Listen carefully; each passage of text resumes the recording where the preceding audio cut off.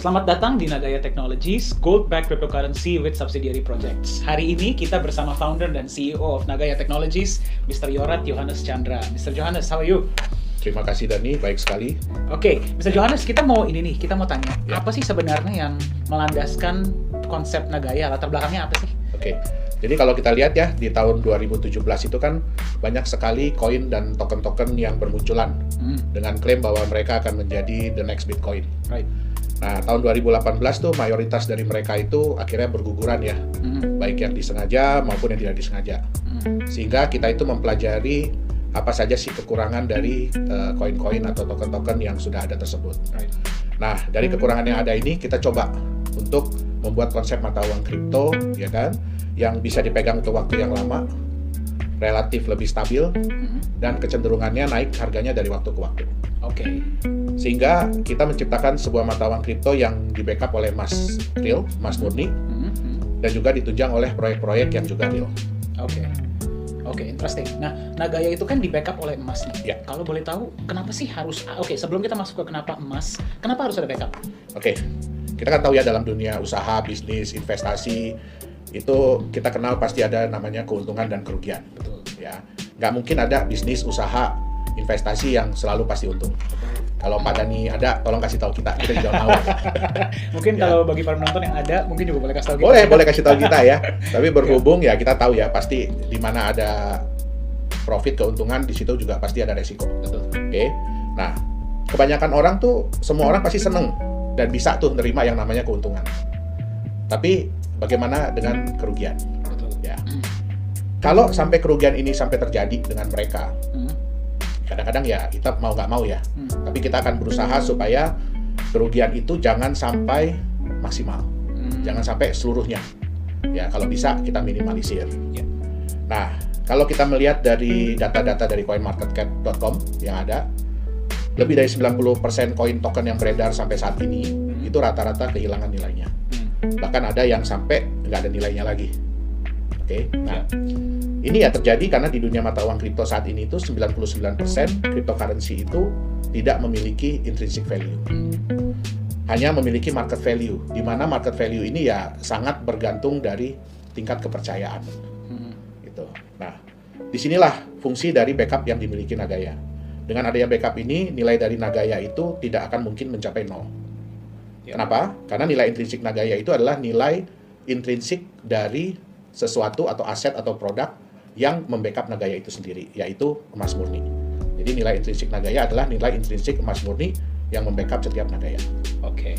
Oke, menarik. Tadi ada menyebut mengenai Pak Johannes, ada menyebut mengenai intrinsic dan market value ya. Nanti kita akan masuk ke sana lebih detailnya. Tapi sebelumnya saya penasaran. Ya. Kenapa yang dipilih emas, Pak Oke. Johannes? Jadi waktu kita menentukan apa sih yang sebaiknya membackup Nagaya ini ya, kita harus melihat dulu beberapa faktor. Jadi ada beberapa faktor yang kita nilai. Di antaranya itu adalah yang pertama, backup itu harus dikenal dan diakui oleh semua orang di seluruh dunia. Jadi intinya kalau kita nyebut backupnya apa, semua orang harus tahu. Oh, itu barangnya. Oh, itu produknya. Itu dia. Nah, yang kedua, harus terbukti telah digunakan selama puluhan, bahkan mungkin kalau bisa ratusan atau ribuan tahun sebagai alat yang pelindung nilai. Ya, jadi harus sudah terbukti. Oke, itu yang lebih baik. Semakin lama telah digunakan sebagai alat pelindung nilai, artinya dia sudah terbukti. Oke. Terus tingkat likuiditasnya harus tinggi dan global. Maksudnya apa? Dia mudah ditukarkan untuk aset lain. Contoh misalkan kalau dalam kehidupan kita sehari-hari kan kita pasti butuh uang fiat ya. Nggak mungkin kita bisa bilang bahwa oh, kripto ini kita bisa pakai di seluruh dunia. Sampai saat ini belum ada cryptocurrency yang benar-benar diterima sebagai alat pembayaran di seluruh dunia. Bahkan Bitcoin sekalipun. Ya, jadi kita butuh yang tingkat likuiditasnya tinggi dan harus global.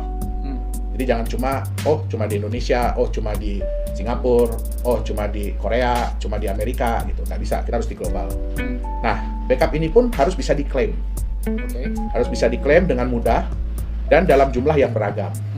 Gitu. Jadi, kalaupun ada backup tapi tidak bisa diklaim, ya itu juga sebenarnya percuma. Betul. Oke. Tapi yang lebih penting, backup ini bukan hanya klaim semata ya. Jadi bukan cuma kita bilang bahwa kita ini di backup. Gitu. Tapi cuma klaim aja. Tetapi backup ini pun harus bisa diverifikasi. Artinya harus transparan dalam soal jumlah, terus di mana backupnya berada, dan harus bisa dilakukan independent audit. Oke. Ya. Jadi transparansi itu sangat penting ya, Pak Johannes ya. Betul. Oke. Nah, berarti untuk Nagaya sendiri sebelum dijual kepada publik, berarti emasnya sudah ada dong? Oh, belum. Belum ada? Belum. Oke. Karena gini, konsep kita ini kita bukan jualan emas. Ya, kita bukan jualan emas. Tetapi kita menyediakan mata uang kripto yang di-backup oleh emas. Nah, dari dana hasil penjualan Nagaya, itu tidak semuanya kita gunakan untuk proyek atau bisnis kita. Oke. Sebagian besar, persentase yang terbesar itu kita gunakan untuk membeli, untuk cadangan ya. Nah, untuk backup. Ya. Nah, kita akan gunakan untuk membeli emas murni. Dan emas ini akan kita simpan di sebuah tempat penyimpanan khusus emas, perak, platinum, titanium yang berada di negara Singapura. Oh, jadi emasnya disimpan di Singapura ya, Pak Johannes ya? Oke. Kenapa di Singapura, Pak Johannes, kalau boleh tahu? Ada alasan tertentu kah? Nah, Nagaya ini kan sebenarnya adalah proof of ownership ya. Jadi bukti kepemilikan dalam bentuk digital. Nah, bukti kepemilikan apa? Dia ini adalah bukti kepemilikan sejumlah emas yang ada di dalam tempat penyimpanan tadi, tempat penyimpanan di Singapura tadi. Artinya setiap Nagaya itu secara nyata di-backup oleh sejumlah gram emas. Kalau nantinya ada yang membuktikan bahwa dia adalah pemilik sejumlah Nagaya, berarti dia berhak atas sejumlah emas di dalam tempat penyimpanan tersebut. Oke. Contoh, kalau mungkin Pak Dani, kalau kita nanti ya udah dinyatakan bahwa setiap Nagaya itu sudah di-backup oleh 0,1 gram emas murni, Pak Dani bisa menunjukkan ke kita bahwa, oh, saya punya 100.000 Nagaya. Artinya tinggal 100.000 dikali 0,1 gram. Artinya Pak Dani itu berhak atas 10.000 gram atau 10 kilogram emas murni. Nah, emas yang membackup setiap Nagaya inilah yang menjadikan Nagaya memiliki intrinsic value, yaitu nilai emasnya itu sendiri. Nah, untuk menunjang tingkat kepercayaan, ya kalau kita bilang bahwa kita simpan di sebuah tempat, tapi kalau tempat itu orang nggak ada yang kenal, orang nggak ada yang tahu, apakah itu bisa dipercaya? Nggak bisa ya. Nggak gampang. Nah, akhirnya kita membutuhkan sebuah tempat yang bukan hanya bisa menjamin keamanan emas Nagaya tersebut, tetapi tempat itu juga harus berada di negara yang dikenal secara global dan memiliki reputasi yang baik. Nah, kenapa kita pilih Singapura? Karena banyak perusahaan, institusi finansial, bahkan perbankan yang menyimpan cadangan emasnya di Singapura, termasuk di tempat yang sama dengan yang Nagaya gunakan. Nah, ini penting. Ini penting karena Nagaya ini adalah mata uang kripto yang kita harapkan bisa diterima secara global di seluruh dunia. Artinya, semua orang kita mau merasa aman, merasa nyaman, tahu bahwa emas Nagaya itu benar-benar disimpan di sebuah tempat yang bisa dipercaya. Oke. Berarti kepercayaan itu sangat dijaga oleh Nagaya. Betul. Ya. Oke, itulah kenapa disimpannya di Singapura. Karena memang banyak orang yang sudah mengetahui seluruh dunia bahkan bahwa Singapura itu adalah tempat yang sangat aman untuk menyimpan. Dan kan banyak yang bilang bahwa Singapura itu adalah Swiss-nya Asia. Betul. Swiss-nya Asia. Oke, jadi itulah mengapa gold dari Nagaya disimpan di Singapura. Betul. Oke. Tapi kan nggak semua orang bisa datang ke Singapura untuk misalnya setiap berapa bulan sekali ngecek emasnya. Nah, itu gimana tuh, Pak Johannes? Oke. Itu sebenarnya salah satu alasan kita memilih The Safe House Singapura sebagai tempat penyimpanan emas dari Nagaya. Di Singapura itu sebenarnya banyak tempat penyimpanan barang berharga. Tetapi kenapa kita pilih The Safe House? Karena The Safe House ini memiliki SOP, jadi prosedur operasi yang dapat menunjang prinsip transparansi yang mau kita jalankan di Nagaya. Nah, kalau kita ingin menyimpan emas di The Safe House ini, itu berbeda dengan di bank. Kalau di bank, Pak Dani pergi ke bank, mungkin Pak Dani punya kotak penyimpanan di sana ya, punya safe deposit box. Begitu Pak Dani datang, Pak Dani bilang sama petugas banknya, oh saya mau simpan sesuatu, saya mau akses safe deposit box saya ini. Nah, biasanya kan setelah petugas banknya buka, dia akan keluar. Karena dia tidak boleh tahu sebenarnya apa yang Pak Dani simpan, apa yang Pak Dani masukin atau keluarin. Nah, ini sangat berbeda dengan The Safe House. Oke, di The Safe House pada saat kita datang, kita mau menyimpan, petugasnya akan ngambilin box kita.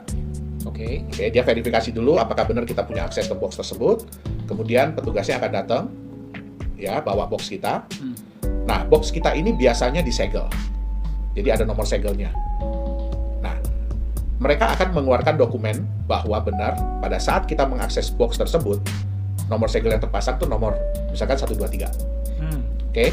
Setelah kita nyatakan sama-sama bahwa nomor segel ini sama, akhirnya dipotong segelnya, dibuka sama kita kuncinya. Memang kunci pihak Nagaya yang megang. Oke.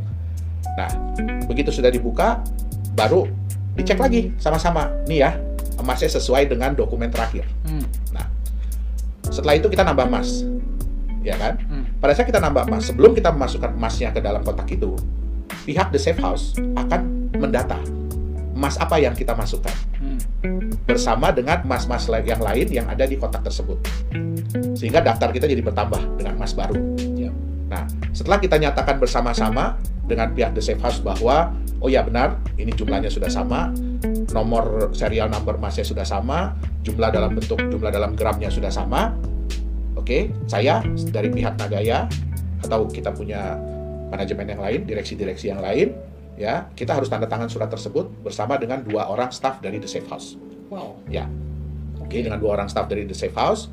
Kemudian kita kunci, dipasang segel yang baru. Kalau segel ini kan dikeluarkan dari pihak The Safe House, bukan dari kita. Dan nomor serinya tidak mungkin sama. Nah, mungkin sekarang yang dipasang tadi kan 123 ya. Sekarang yang baru ini dipasang 456. Jadi di dokumen yang baru akan tertulis nomor segel yang dipasang yaitu 456. Oh, berarti nomor segelnya berubah setiap saat. Wow. Ya, nah setelah itu kita tanda tangan dokumen tadi dan ada satu saksi, itu auxiliary police. Jadi polisi yang bertugas di The Safe House pada hari itu, dia akan menandatangani juga bahwa benar yang dipasang adalah segel nomor sekian itu. Oh. Nah, sehingga apa? Sehingga kita bisa nantinya memasang dokumen ini di website resmi kita. Oh, berarti setiap hal-hal yang berhubungan dengan emas dan yang berada di Safe House semua ada di website? Betul, jadi semua orang bisa melihat foto emas yang kita punya, yang kita simpan, kapan disimpannya, udah ada di dokumen tadi, di kotak nomor berapa, itu semua tersedia di website resmi Nagaya. Bahkan pada saat kita pembelian emas, itu kan kita belinya, kita nggak boleh beli di toko emas atau pusat gadai emas gitu. Kita nggak boleh beli di situ. Kita harus beli di distributor resmi emas.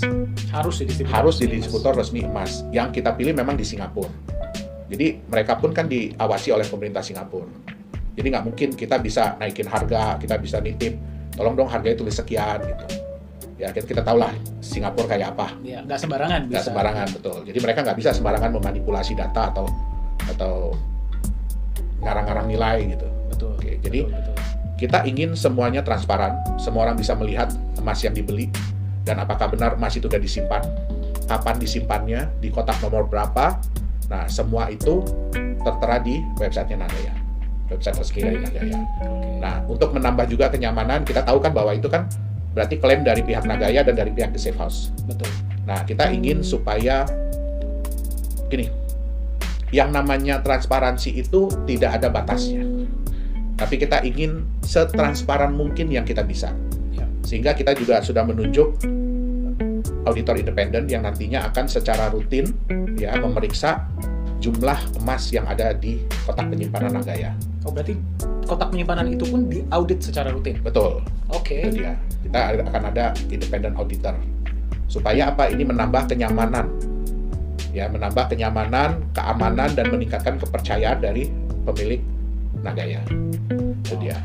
Berarti walaupun para pemegang Nagaya nanti ke depannya tidak bisa ke Singapura setiap misalnya sebulan sekali, 2 bulan sekali untuk memeriksa, mereka tetap bisa melihat semuanya di website. Betul. Bahkan hasil auditnya pun nanti akan ada di website. Betul.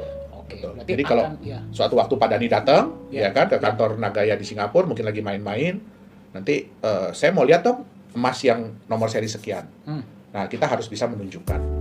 Dan itu akan ada pastinya bisa ditunjukkan di dalam. Betul. Oke. Berarti transparansi itu sangat dijunjung tinggi oleh Nagaya ya Pak Johannes ya? Karena itu yang nomor 1. Itu alasan utama kita, dan itu sebenarnya hal yang hilang, yang belum ada dari mata uang kripto. Itu dia. Berarti ini akan memberikan kenyamanan ekstra juga bagi para pemegang Nagaya. Iya. Ya. Oke. Pak Johannes, pertanyaan saya selanjutnya seperti ini. kita kan tadi mengatakan bahwa dari hasil penjualan koin atau cryptocurrency Nagaya itu sebagian akan digunakan untuk membeli emas. Betul, Berarti masih besar, ada sebagian besar. Berarti masih ada sebagian lagi. Nah, itu digunakan untuk apa tuh, Pak Johannes? Presentasi terbesar kedua dari hasil penjualan Nagaya tadi adalah kita gunakan untuk menjalankan proyek-proyek real, jadi bisnis real ya yang akan dikerjakan oleh Nagaya. Nah, kita sudah menyiapkan sebenarnya ada 2 proyek. Yang pertama itu adalah fasilitas pengolahan pemurnian mineral logam yaitu emas dan tembaga. Itu berlokasi di Sulawesi Tengah. Sulawesi Tengah. Betul. Sebenarnya fasilitas ini sudah pernah berjalan berjalan selama 6 bulan di tahun 2015. Nah, tetapi karena ada permasalahan manajerial saat itu ya, sehingga terbengkalai. Nah, kita mengambil alih fasilitas ini tahun 2018. Ya, dan nantinya dengan hasil penjualan Nagaya, fasilitas ini tuh akan kita perbaharui mesin-mesinnya ya, karena udah lama nggak berjalan. Jadi kita perbaharui peralatan-peralatannya, terus kita mulai kembali operasionalnya, dan kita juga akan tingkatkan kapasitas yang sudah ada ini. Itu dia. Nah, yang kedua itu adalah penambangan mineral logam, yaitu nikel. Ini berlokasi di Sulawesi Tenggara. Nah, penambangan ini sebenarnya sudah berjalan 15 tahun. Ini merupakan perusahaan keluarga dari saya. Nantinya dari hasil penjualan Nagaya ini kita akan menyiapkan peralatan dan tenaga kerja sehingga kita bisa memulai operasi penambangan di lokasi ini. Dengan kata lain tuh sebenarnya di awal ini kita akan numpang nambang di lokasi ini.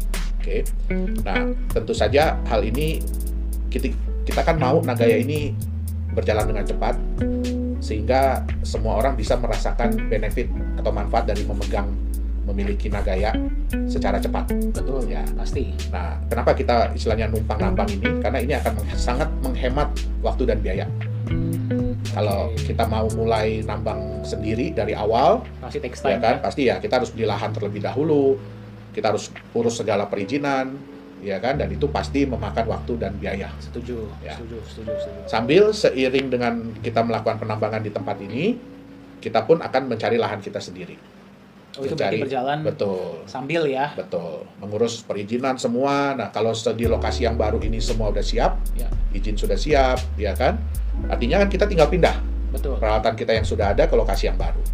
Sehingga kita benar-benar bekerja dari kita punya lahan sendiri, proyek sendiri, hasil sendiri, gitu. Berarti sambil proyek yang sekarang jalan, proyek tersebut sedang betul. Berjalan sama-sama ya. Menarik, Pak Johannes. Sejalan juga dengan perkembangan penjualan Nagaya, kita akan mencari usaha-usaha atau bisnis-bisnis baru, proyek-proyek baru, ya dengan kata lainnya, kita akan diversifikasi usaha dan proyek kita. Berarti nanti setelah 2 proyek yang sudah berjalan, pasti ke depannya akan ada proyek-proyek lain. Betul. Yang apakah harus tambangkah atau bisa yang lain juga? Oh enggak, makanya kan kita akan diversifikasi. Kita akan cari proyek-proyek lain.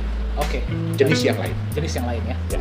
Proyek itu kan pasti kan mengharapkan profit dong, masing-masing dari proyek kita. Nah, kalau boleh tahu nih bagi para pendengar, profit dari proyek tersebut nanti akan dialokasikan untuk apa ya? Nah, tentunya kan profit dari proyek ini kan harus mendatangkan manfaat, benefit bagi para pemilik atau pemegang Nagaya. Nantinya setiap bulan itu 60% dari profit setiap proyek akan kita alokasikan untuk manfaat tersebut. Nah, dengan beberapa cara. Yang paling besar itu adalah persentase yang akan kita gunakan untuk membeli tambahan emas yang akan kita simpan di tempat penyimpanan emas Nagaya tadi. Nah, 40% yang lainnya itu akan digunakan untuk kebutuhan manajemen. Ya, seperti untuk menjalankan proyek yang sudah ada, meningkatkan kapasitas proyek, terus juga untuk biaya tempat penyimpanan, untuk biaya audit dan lain-lain. Gitu. Berarti mayoritas dari profit tersebut akan digunakan juga untuk menambah jumlah emas di dalam tempat penyimpanan Nagaya. Berarti jumlah emas per Nagaya akan meningkat, dan jumlah Nagaya kan akan tetap sama tuh, 50 juta Nagaya. Berarti bisa dibilang bahwa jumlah emas setiap Nagaya akan terus naik. Ya, betul. Betul sekali. Jadi karena kita memiliki kemampuan untuk menambah jumlah cadangan emas, sedangkan jumlah Nagayanya tetap hanya 50 juta, ya artinya nantinya untuk setiap Nagaya mereka akan punya kenaikan jumlah emas yang di backup. Ya. Nah, dengan konsep seperti ini, kita tuh bisa memberikan nilai tambah bagi para pemegang atau pemilik Nagaya. Yang pertama, yaitu dengan meningkatnya jumlah emas yang membackup setiap Nagaya, artinya kan nilai intrinsik Nagaya itu bisa terus meningkat atau naik. Ya, karena dua hal. Yang pertama kan jumlah emas setiap Nagayanya bertambah. Terus yang kedua, kenaikan harga emas dunia. Seperti yang kita lihat kemarin, harga emas kan melonjak cukup tinggi ya. Nah, dengan kenaikan nilai intrinsik ini, artinya sejalan dengan waktu, kita bisa menurunkan tingkat resiko dari pemilik atau pemegang Nagaya. Nah, benefit yang kedua yang lebih menarik lagi adalah dengan penambahan emas setiap Nagaya ini, tentu saja membuat pemilik pemegang yang sudah ada kan lebih berat ya, lebih sayang untuk jual Nagayanya kan? Betul. Ya, karena mereka lihat kan, Nagaya mereka, jumlah emas setiap Nagayanya terus bertambah. Betul. Nah, sedangkan bagi yang belum punya, kalau mereka tahu konsep Nagaya ini, tentu kan mereka jadi ingin punya nih.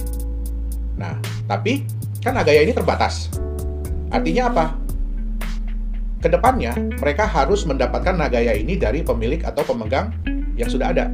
Betul. Nah, disinilah tercipta market value yang kita prediksi akan stabil dengan kecenderungan itu meningkat. Itu dia. Wow, berarti ini bagi para pendengar ya, berarti nilai intrinsik Nagaya ini akan naik dengan meningkatnya jumlah emas. Betul. Dan juga nilai marketnya akan naik karena jumlahnya terbatas ya. Betul. Wow. Karena permintaan kan pasti akan meningkat kalau orang sudah melihat konsep dari Nagaya ini kan, pertambahan jumlah emas untuk setiap Nagayanya. Betul. Ya. Dan itu akan terjadi secara otomatis ya bagi para pemegang. Betul. Wow. Oke. Nah, kan sering kita dengar ya, Pak Johannes ya, bahwa dalam waktu 5 tahun Nagaya itu akan setelah terjual, diprediksi, betul. Ya, setelah terjual habis, nilainya bisa mencapai 100 kali lipat atau $100 betul. per Nagaya. Betul. Nah, itu gimana caranya sih Pak Johannes? Bisa diilustrasikan nggak? Ya, oke. Jadi kan kita kembali lagi ya, sebenarnya untuk menciptakan nilai market, yang selalu meningkat, itu ada 3 hal yang harus dicapai oleh sebuah produk atau aset. Apa yang pertama, produk itu harus terbatas jumlahnya, limited edition. Ya. Kalau kita lihat kan semua produk yang limited edition itu kan biasanya harganya lumayan tinggi ya. Betul. Nah, dan kecenderungannya itu selalu meningkat karena semakin barang itu semakin sulit didapat, berarti harganya pun akan semakin meningkat. Betul. Yang kedua, kita harus bisa meredam supply di market. Artinya apa? Kita harus membuat orang-orang yang sudah memiliki aset atau produk tersebut itu berat kalau mau menjual. Jadi biasanya menjual itu karena sudah terpaksa atau karena memang ada tawaran yang luar biasa bagus. Betul. Kalau nggak bakal dilepas ya. Betul. Nah, yang ketiga, apa yang membuat orang yang belum punya itu ingin memiliki? Dan semakin tinggi tingkat keinginan untuk memiliki itu, artinya kan orang itu akan semakin ingin memberikan harga penawaran yang paling bagus, yang tertinggi supaya mereka bisa dapat. Betul. Nah, jadi 3 hal itu yang harus dimiliki oleh sebuah aset atau produk kalau dia ingin harga marketnya meningkat. Nah, kalau boleh saya ilustrasikan ke Pak Dhani ya tentang harga market Nagaya ke depannya ini. Nah, itu kita harus ilustrasi dengan sebuah kotak. Oke. Sebuah kotak nih ya. Ini contohnya dengan kotak ini. Oke. Ya. Pakai kotak ini ya. Oke. Nah, kotak ini hanya ada 1000 unit di dunia, hanya ada 1000 kotak nih di dunia. Berarti terbatas ya. Terbatas. Pak Dhani ini kebetulan salah satu orang yang beruntung bisa membeli kotak ini seharga $100.000 US. Oke. Dan ini kotak terakhir yang Pak Dhani beli. Ini berarti kotak nomor 1000 ya? Nomor 1000, betul. Oke. Ya. Nah, pada saat Pak Dhani buka kotak ini, ya, di dalamnya itu ada emas senilai $50.000 US. Oh, setengahnya? Berarti setengahnya kan? Oke. Ya. Nah, kalau Pak Dhani hanya bercerita ke teman bahwa Pak Dhani beli kotak ini $100.000 US, dan di dalamnya ada emas $50.000 US. Pasti teman-teman Pak Dhani akan bilang, wah, Pak Dhani ini kena bohong, kena tipu saya, ya kan? Tapi bagaimana kalau bulan depan Pak Dhani buka kotak ini dan Pak Dhani lihat bahwa nilai emas di dalamnya itu bukan cuma nilai ya, tapi jumlah emasnya itu sudah bertambah. Sehingga sekarang nilai emas di dalamnya itu jadi $55.000 US. Oh, naik sendiri? Naik sendiri. Oke. Nah, kemudian bulan depannya lagi naik lagi. Ya, jadi $58.000 US. Dia naik sendiri ya? Iya. Oke. Bulan depannya lagi naik lagi jadi $60.000 US. Wow. Nah, kalau Pak Dhani menceritakan kotak ini kepada teman-teman, pasti mereka akan bilang hal yang berbeda kan. Pertama mereka bilang, oh Pak Dhani kena bohong, kena tipu. Pasti. Tapi setelah Pak Dhani cerita apa manfaat dari Pak Dhani punya kotak ini, ya mereka akan bilang apa? Wah, keren banget kotak. Keren kan kotaknya ya? Iya. Bisa naik sendiri emasnya. Betul. Kira-kira mereka ingin nggak punya kotak yang sama dengan Pak Dhani? Pasti mereka ingin punya kotak yang sama ya. Nah, terus kemudian mereka tanya dong ke Pak Dhani. Waktu itu beli kotak ini berapa ya harganya ya Pak Dhani? Ketika beli 100.000 US dollar, betul? Ya, nah, betul. Kira-kira nih, kalau ada teman Pak Dhani yang menawar 100.000 US dollar untuk kotak ini, kira-kira Pak Dhani mau nggak jual ke dia? Enggak lah, sayang banget. Iya kan? Ya. Kenapa? Padahal kan di dalamnya tadi emasnya mungkin baru 60.000 US dollar.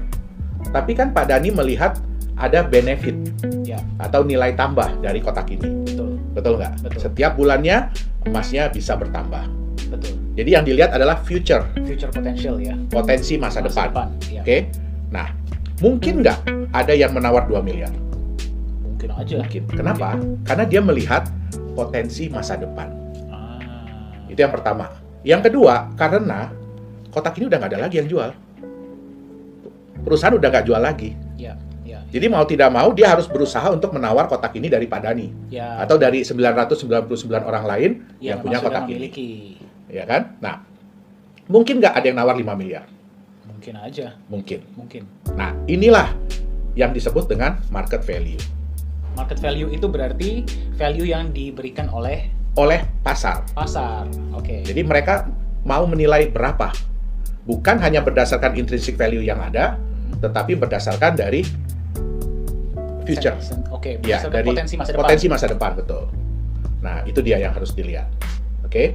Nah, anggap Pak Dhani misalkan sudah mau setuju ya, jual 5.000, mau jual 5 miliar. 5 miliar. Oke, sudah setuju mau jual 5 miliar. Terus Pak Dhani yang biasanya emas di dalam ini nambahnya mungkin hanya 5.000 dolar per bulan. Ya, sebelum Pak Dhani bilang iya kepada orang tersebut yang mau beli, pas Pak Dhani buka, pas dilihat, kok sekarang nambahnya 10.000 dolar ya? Sehari ini ya? Sebulan.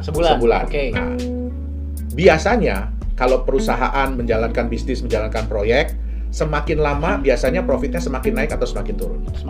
Semakin naik kan? Artinya kalau sekarang sudah bisa nambah 10.000 dolar per bulan nilai emasnya, kira-kira bulan depan bisa 10.000 lagi? Bisa aja lebih. Bisa aja lebih, betul. Nah, dengan begini, Pak Dhani jadi kepikiran lagi kan? Lepas nggak ya 5 miliar tadi? Iya, mau lepas jadi mikir-mikir ya. Jadi mikir-mikir kan? Betul. Kenapa? Betul. Kenapa? Karena kembali ke potensi masa depannya. Betul. Dan yang kedua, kalau Pak Dhani jual ini kepada orang itu dengan harga 5 miliar, kira-kira besok-besok bisa nggak Pak Dhani dapat kotak yang sama dengan harga 5 miliar? Kotak yang sama dengan harga 5 miliar. Ya, kan kotaknya udah dikasih ke orang. Nah, itu dia. Oke. Nah, kotak inilah Nagaya. Oh, berarti kotak ini merepresentasikan Nagaya. Merepresentasikan Nagaya. Nah, hebatnya lagi, kotak ini bisa dibelah-belah. Oke. Ya, kotak ini bisa dibelah-belah, ya kan? Jadi Pak Dhani bisa jual mungkin hanya sepotong kecil kepada temannya, ya berarti dengan jumlah emas yang prorata. Nah, itu dia. Dan kotak ini dalam bentuk digital. Jadi Pak Dhani nggak harus pegang kotak ini. Jadi kita nggak harus membawa kotak. Nggak harus membawa ini kemana-mana, karena sudah dalam bentuk digital dan sudah di dalam bentuk blockchain sehingga relatif lebih aman, tidak bisa dipalsukan dan bisa dibagi menjadi bagian-bagian yang kecil. Itu dia. Oke. Nah, dari sinilah bagaimana dalam waktu 5 tahun bisa mencapai value 100 dolar per Nagaya. Karena berdasarkan dari kenaikan emas tadi yang kita pasti akan usahakan untuk supaya tingkat kenaikannya selalu lebih tinggi setiap bulannya. Itu yang pertama. Oke. Nah, kemudian apakah emas ini nyata? Ya. Pak Dhani bisa ambil emas yang ada di dalam sini. Dalam kotak ini ya. Dalam kotak itu Pak Dhani bisa keluarkan dalam bentuk emas beneran. Tetapi kalau sudah dikeluarkan berarti kotaknya hilang. Kalau emasnya dikeluarkan, kotaknya hilang? Iya, betul. Oke. Nah, itu dia. Itu ilustrasi bagaimana harga Nagaya bisa meningkat sampai kita harapkan ya, kita prediksi 100 US dollar dalam waktu 5 tahun setelah seluruh Nagaya terjual habis. Oke. Iya. Oke, jelas. Terima kasih Pak Johannes. Ya. Saya dapat kotak. Oke. Nah, tadi berarti kan kita sudah berbicara mengenai bagaimana Nagaya value-nya itu bisa mencapai 100 dolar. Ya. Per Nagaya dalam waktu yang kita harapkan dalam waktu 5 tahun. Ya. Itu dengan meningkatnya jumlah emas dan juga jumlah permintaan di market. Betul. Karena jumlahnya terbatas. Ya. Nah, tadi kan kita berbicara nih Pak Johannes mengenai kotak dan di dalamnya itu ada emasnya. Iya, betul. Ya. Dan kalau di situ emasnya bisa diambil. Ya. Kalau di Nagaya, Ya. emasnya bisa diambil nggak? Oke. Nah, karena emas yang kita simpan itu kan emas nyata, Ya. emas murni, ya LBMA grade, jadi LME grade, seperti kalau di Indonesia itu setara dengan emas antam. Oke. Bukan emas digital dan bukan sertifikat emas. Ya. Sehingga emas tersebut bisa diklaim oleh pemilik atau pemegang Nagaya. Jadi bisa diklaim. Bisa diklaim, betul. Nah, mereka pemilik atau pemegang Nagaya yang ingin mengambil emasnya, mereka dapat mengajukan pengembalian Nagaya, kemudian mengirimkan Nagaya yang dikembalikan itu ke alamat atau address yang kita sudah tentukan, yaitu burn address. Dan setelah selesai diverifikasi, ya kita akan memberitahukan bahwa emasnya siap untuk diambil. Sejumlah dengan Nagaya yang dikembalikan dan berapa emas yang membackup setiap Nagaya pada saat pengembalian tersebut. Oke, nah Pak Johannes, Ya. kita memahami bahwa bagi para cryptocurrency ya dan juga bagi para pemegang, Ya. mereka selalu mengharapkan bahwa cryptocurrency ini cepat masuk exchanger nih. Ya. Ya. Nah, bagi Nagaya sendiri kapan akan Oke. masuk ke exchanger? Memang itu adalah tujuan ya, tujuan goals yang ingin dicapai oleh semua mata uang kripto. Betul. Ya. Nah, tapi kita tidak mau gegabah. Ya, kita tidak mau gegabah, kita tidak mau asal-asalan untuk masuk di exchanger. Karena masuk di exchanger ini belum tentu menguntungkan bagi pemilik atau pemegang cryptocurrency tersebut. Oke. Banyak mata uang kripto yang setelah masuk di exchanger malah kehilangan nilainya, bahkan sampai tidak ada nilai sama sekali lagi. Nah, masuk ke dalam exchanger ini harus melihat kapan momen atau saat yang tepat supaya jangan sampai merugikan pemilik atau pemegang aset. Bagi developer atau bagi penerbit mata uang kripto, kita tidak akan pernah rugi. Tapi jangan sampai kita merugikan pemegang kriptonya sendiri. Oke. Nah, di Nagaya sesuai juga dengan aturan yang ada, ya. Kita akan masuk di exchanger setelah penjualan tahap kedua atau 11 juta Nagaya itu terjual. Gitu. Berarti sudah ada track record dulu, Betul. sudah mendapatkan customer base dulu, Betul. baru masuk. Sudah proyek sudah ada yang berjalan, profit sudah mulai masuk. Nah, itu dia. Oke, berarti sudah melewati tahap 2. Kemudian baru tahap Penjualan selanjutnya tahap kedua, adalah- ya kita akan masuk ke exchanger. Oke, berarti menunggu waktu yang tepat ya, Pak Betul. Johannes ya. Tidak Jadi hanya kita nggak menunggu- mau asal-asalan untuk masuk ke exchanger. Baik. Ya. Oke. Nah, ini pertanyaan yang agak menarik, Pak Johannes. Ya. Kalau misalnya kita melihat banyak cryptocurrency di luar sana, Ya. ya, mereka mengatakan bahwa mereka bisa mencapai ratusan bahkan ribuan kali lipat Ya. dalam waktu yang relatif singkat, mungkin 1 tahun. Mhm. Ya. Tapi Nagaya kok konservatif sekali ya, maksudnya $100 itu dalam waktu 5 tahun lagi. Itu kenapa Oke. ya? Nah, yang pertama harus dilihat adalah apakah harga yang diprediksi oleh mata uang kripto yang lain tersebut itu benar-benar harga market murni atau harga yang memang di-setup oleh perusahaan. Ya, itu yang pertama, oleh developer. Yang kedua, ya dalam dunia investasi ya, investasi orang itu biasanya cuma mengenal profit besar atau kecil. Ya, resiko besar atau kecil. Padahal ada faktor yang ketiga, yaitu waktu. Cepat, dapatnya cepat atau lama. Nah, semua orang tuh pasti inginnya kan profit yang besar, resiko yang kecil. Terus maunya cepat dapatnya kan ya. Betul, Nah. betul. Nah, tapi sudah terbukti ya, kita sudah bisa buktikan dari berbagai macam developer, dari berbagai macam sistem bahwa konsep yang seperti ini itu nggak pernah bertahan lama. Sehingga yang masuknya belakangan, yang ikutnya belakangan, itu biasanya pasti menderita kerugian, bahkan bisa sampai total. Nah, jadi yang tadinya berharap profit besar waktu cepat, ternyata resikonya pun terbukti besar. Oke. Kita hanya bisa mendapatkan 2 hal baik dari 3 hal yang tersedia. Oke, nah, yang paling penting adalah kita pelajari konsepnya. Apakah konsep kenaikan harganya ini masuk di akal? Apakah konsep bisnisnya masuk di akal? Kemudian, apakah proyek atau bisnis yang dijalankan pun masuk di akal? Bitcoin aja itu butuh waktu bertahun-tahun untuk mendapatkan kepercayaan dari pasar. Betul. Dan terbukti sampai sekarang pun kepercayaannya masih naik dan turun. Setuju. Itu dia. Ya. Nah, yang ingin saya sampaikan adalah Nagaya ini adalah aset masa depan, bukan aset bulan depan. Itu dia. Ya. Berarti lebih ke kita meminimalisir resiko, Ya. agar profit yang didapatkan bisa sesuai. Betul. Namun ya memang kita harus menunggu waktu yang sesuai juga. Betul. Ya makanya kenapa $100 dalam waktu 5 tahun. Betul. Agar bagi para calon pemegang maupun pemegang, mereka bisa melihat dengan lebih masuk akal. Oh iya, make sense gitu ya. Betul. Karena kita pun menjalankan bisnis yang normal. Kita menjalankan normal bisnis kok. Pertambangan, smelter, dan bisnis-bisnis lain. Itu dia. Ya. Baik, Pak Johannes, aku kembali ke project ya. Ya. Banyak banget perusahaan kripto di luar sana, kan banyak yang bermain di bisnis digital. Ya. Menginvestasikannya ke bisnis digital. Contohnya, misalnya membuat exchanger kah? Atau dalam mining cryptocurrency-nya itu sendiri. Kenapa Nagaya berputar di bisnis real dan bisnis fisik? Kalau boleh tahu. Nah, yang pertama adalah kita itu ingin mengeliminasi persaingan. Karena bisnis digital pun kalau sudah terlalu banyak pemainnya, itu biasanya persaingan sudah tidak sehat. Ya. Yang kedua, kita lebih ingin menunjukkan bahwa sebenarnya mata uang kripto ini pun bisa menjalankan bisnis-bisnis yang real. Jadi nggak harus bisnis digital. Yang ketiga, lebih kepada untuk melindungi aset. Kenapa? Di bisnis digital, itu biasanya hampir tidak punya aset, bahkan sama sekali tidak punya aset. Kita bisa lihat bisnis-bisnis digital yang ada ya, bukan cuma di Indonesia, tapi hampir di seluruh dunia, rata-rata itu minim aset atau tidak punya aset. Nah, dengan kita memiliki bisnis real, artinya kita punya aset. Contoh, kalau kita menjalankan fasilitas yang pemurnian itu, artinya kita punya tanah, kita punya bangunan, kita punya mesin-mesin, ya kan? Sehingga aset-aset ini pun bisa dipakai untuk melindungi nilai dari Nagaya tadi. Ingat yang saya bilang bahwa semua orang bisa menerima keuntungan. Betul. Tapi sulit sekali kalau menerima kerugian. Nah, ini adalah salah satu strategi kita ya dalam meminimalisir kerugian. Ini risk management dari company. Gitu.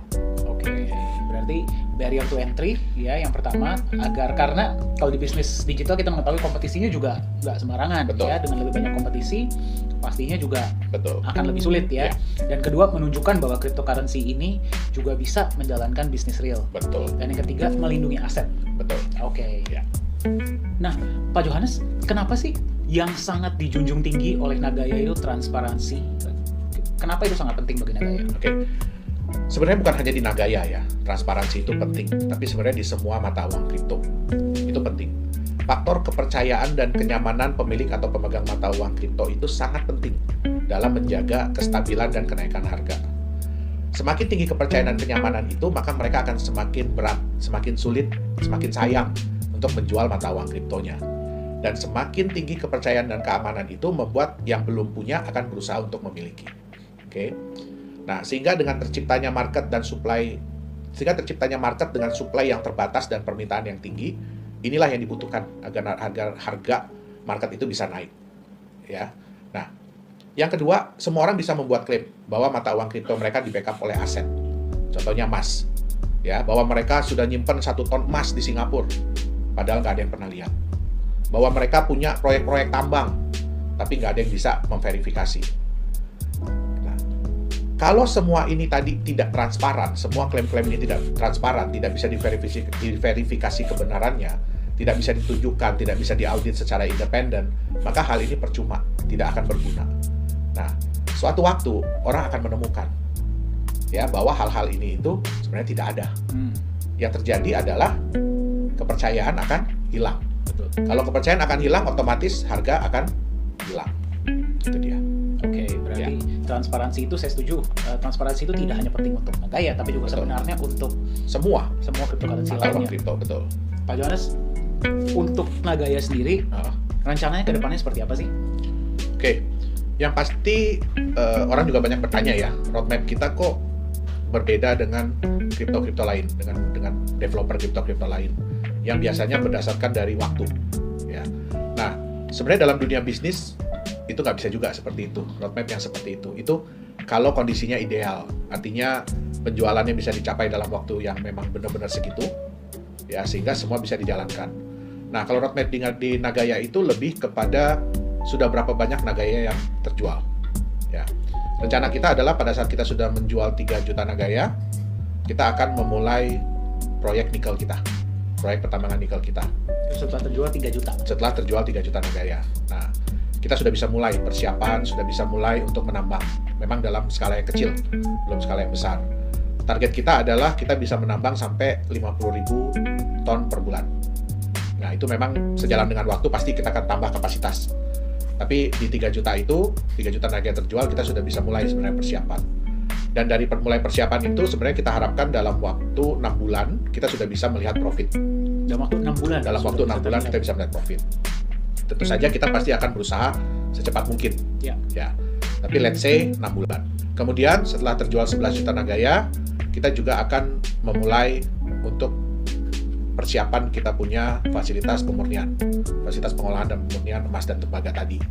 Ya, kita akan mulai perbaikan mesin-mesin, kita akan mulai operasional, dan itu kita harapkan sampai 16 juta nagaya terjual, kita sudah bisa meningkatkan kapasitas. Nah, untuk hasil pun kita harapkan dalam waktu sekitar 6 bulan sudah bisa kita lihat. Oh, itu pun setelah 6 bulan sudah bisa terlihat. Ini Nah, setelah 11 juta ya Pak Johannes? Setelah 11 juta nagaya terjual. Nah, dan setelah 11 juta nagaya terjual pun kita akan mulai masuk ke exchanger. Ya. Jadi semua orang, proyek kita sudah berjalan sehingga emas sudah mulai bisa bertambah, sehingga market-market yang belum memiliki nagaya begitu mereka melihat bahwa oh ini emasnya benar-benar bertambah, sehingga bisa pada saat kita masuk ke exchanger itu harga marketnya sudah bisa meningkat. Gitu. Oke, berarti itu cukup komprehensif ya Pak Johannes ya. Nanti planning ke depannya. Oke, nah bagi setiap mata uang kripto, pasti impiannya atau harapannya ke depannya itu ingin bisa digunakan sebagai alat pembayaran. Ya Pak Johannes ya. Bagi Nagaya sendiri, apakah itu juga menjadi harapan atau bagaimana? Oh ya, tentu saja. Tentu saja itu menjadi impian ya, impian semua developer mata uang kripto. Tapi yang kita harus ingat adalah jangan lupa bahwa semua itu butuh waktu. Jadi nggak bisa secepat itu. Banyak mata uang kripto lain yang bilang bahwa oh mereka sudah bisa dipakai sebagai alat pembayaran. Ternyata alat pembayaran internal. Artinya apa? Yang produk-produk mereka sendiri, jasa-jasa mereka sendiri, sehingga bisa dipakai di dalam lingkungan mereka sendiri. Sedangkan yang dimasuk sebagai alat pembayaran itu kan yang diharapkan adalah bersifat global ya. Betul. Maksudnya di luar daripada manajemen perusahaan tersebut. Ya, contoh kita bisa dipakai untuk pembayaran di toko, di mall, atau untuk pembayaran online. Nah, vendor, betul. Apa. Itu sebenarnya impian semua mata uang kripto.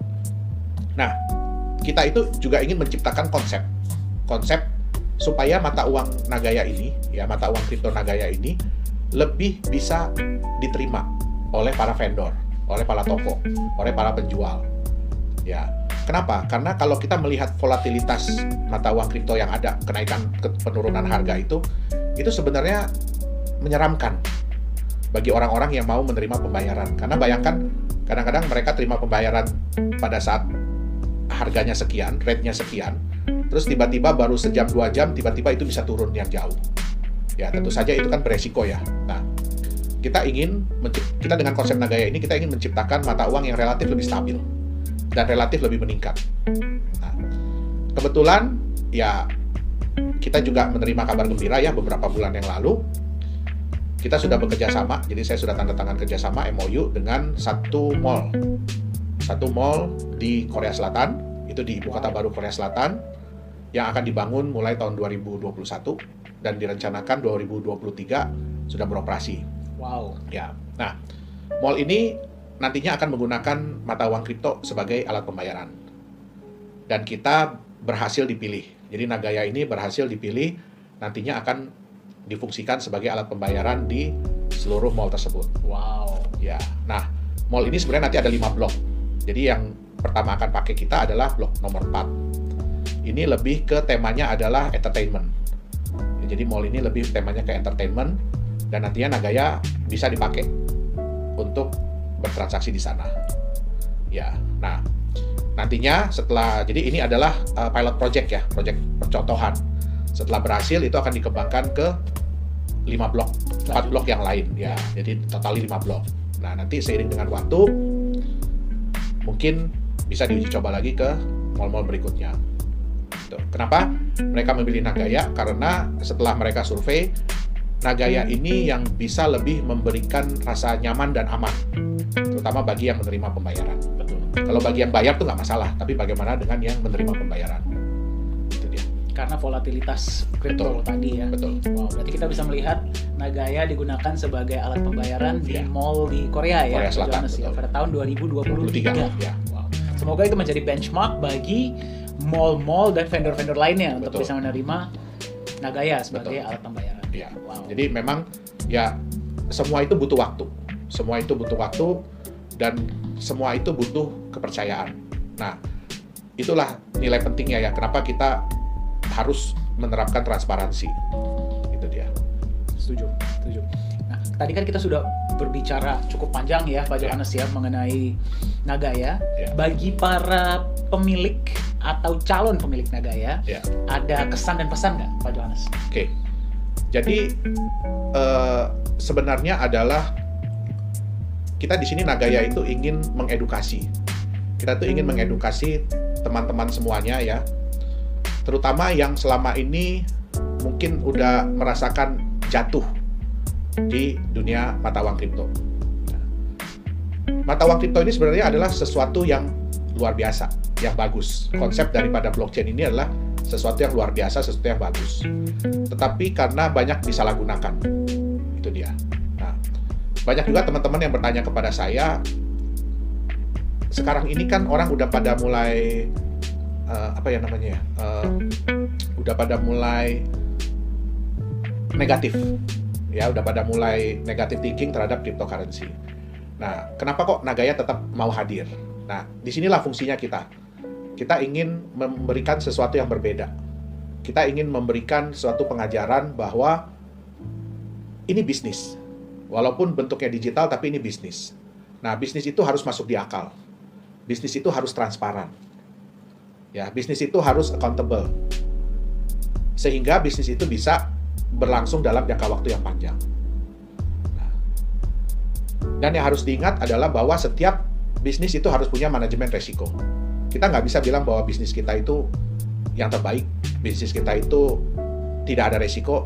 Nggak, semua bisnis ada resiko. Karena saya udah ngejalanin bisnis udah puluhan tahun. Up and down pasti ada.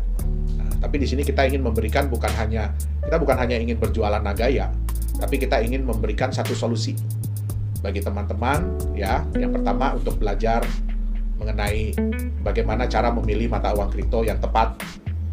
Ya, bukan hanya untuk jangka pendek, tapi lebih kepada jangka panjang. Itu dia. Oke, berarti lebih cerdas lah memilih investasi dan lebih hati-hati ya mungkin. Betul. Ya. Jika konsepnya masuk akal, baru silahkan investasi. Oke, terima kasih banyak Pak Johannes, kita belajar banyak ya. Demikianlah bincang-bincang bersama CEO dan founder dari Nagaya Technologies, Mr. Yorat Johannes Chandra. Semoga dapat memberikan wawasan